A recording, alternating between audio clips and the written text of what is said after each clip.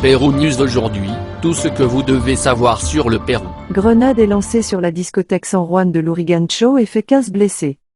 Parmi les blessés figurent 2 mineurs âgés de 14 et 8 ans. Le maire de ce district a publié une déclaration demandant une réponse ferme du gouvernement central dans la lutte contre la criminalité. Les visiteurs de la discothèque Zenders, située dans le quartier de San Juan de Lurigancho, ont vécu des moments d'horreur à cause d'une explosion.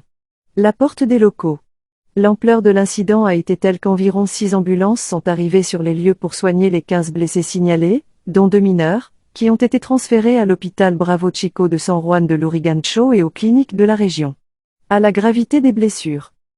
Le reportage de Canal N indique que l'explosion a probablement été provoquée par le lancement d'une grenade, une version qui a ensuite été confirmée par la police, qui indique à titre préliminaire qu'il s'agissait d'une extorsion.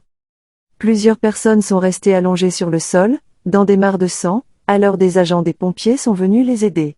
En outre, des membres de la police nationale sont arrivés pour commencer une enquête judiciaire. Plus de 400 mètres carrés ont été clôturés afin que les résidents ne puissent pas circuler dans la zone touchée.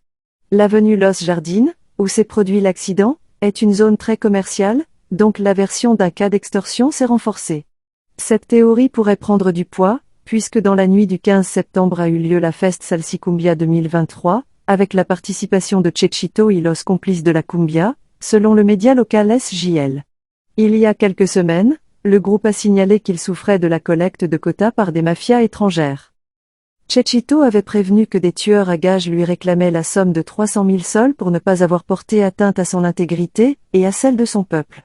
Pour cette raison, il a déclaré qu'il préférait se retirer du monde artistique plutôt que d'être une nouvelle victime des extorsions. Les autorités locales demandent aux habitants de rester vigilants, car ils chercheront à contacter les proches des blessés. En outre, ils ont précisé que les cas les plus graves ont été adressés aux hôpitaux publics de la région.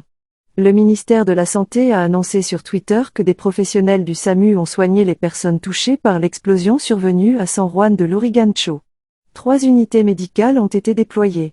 Jusqu'à présent, 10 personnes ont été blessées et ont été soignées sur les lieux de l'incident, dont 3 ont été transférés à l'hôpital national Hipólito Unanue, ont-ils indiqué. Pérou News aujourd'hui, suivez-nous sur Facebook et Instagram.